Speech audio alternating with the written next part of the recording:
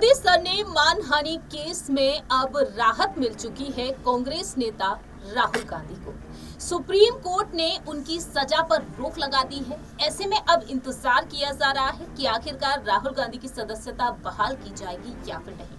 लोकसभा अध्यक्ष ओम बिरला जल्द से जल्द उनकी सदस्यता की बहाल करने को लेकर अहम फैसला सुना सकते हैं। लेकिन दूसरी ही तरफ यहां पर विपक्ष मानसून सत्र के दौरान सदन में कई राजनीतिक और सामाजिक मुद्दों को लेकर मोदी सरकार पर हमलावर है। और इसी बीच देखा जाए तो अब अपना दल सोनेलाल से राष्ट्रीय अध्यक्ष और केंद्रीय मंत्री अनुप्रिया पटेल ने अपनी बात रखी है। नमस्कार, मैं प्रांशी राठौर और आप देख रहे हैं नेक्स्ट 9 न्यूज।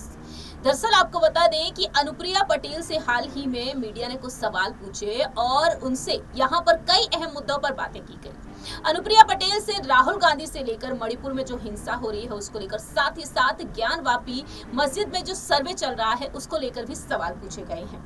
और इस दौरान वह विपक्ष पर हमलावर होती हुई नजर आई है।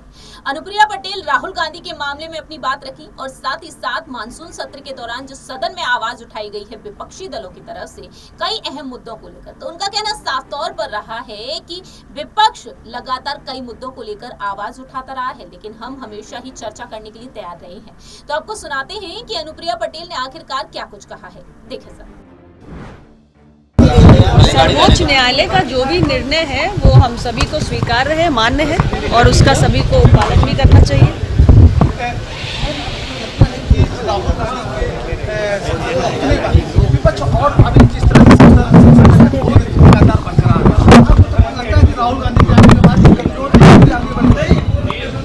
देखिए, जहाँ तक संसदीय गतिरोध का विषय है, मैं इतना ही कहना चाहूँगी कि विपक्ष की मंशा स्पष्ट नहीं है।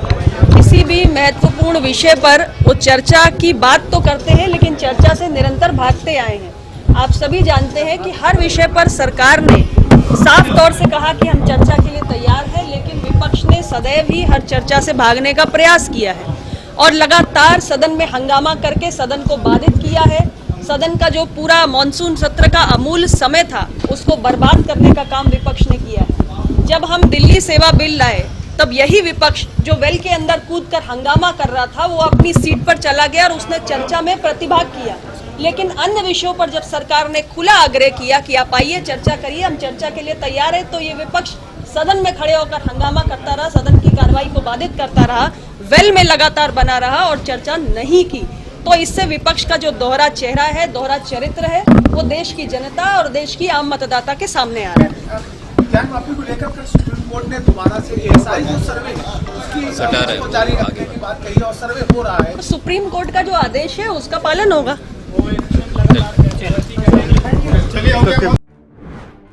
आपने देखा कि किस तरीके से अनुप्रिया पटेल यहां पर डंके की चोट पर अपनी बात रखती हुई नजर आई है। अब देखना यही होगा कि आखिरकार आने वाले वक्त में अनुप्रिया पटेल जो 2024 के लोकसभा चुनाव बीजेपी के साथ ही मिलकर लड़ेंगी, वहीं दूसरी ही तरफ जो उनकी बहन है पल्लवी पटेल अपना दल से वह समाजवादी पार्टी के साथ लोकसभा चुनाव लड़ने जा रही है। अब देखना दिलचस्प होगा कि आखिरकार यहाँ पर जीत किसकी होती है और बीजेपी क्या वाकई में यहाँ पर जीत हासिल करती हुई नजर आएगी। और सुप्रीम कोर्ट का जो राहुल गांधी पर फैसला आया है उसे आप भी सही मानते हैं, कमेंट सेक्शन में आप अपनी राय रख सकते हैं। फिलहाल हमारी इस रिपोर्ट में इतना ही। बाकी की तमाम अपडेट्स के लिए देखते रहिए नेक्स्ट 9 न्यूज।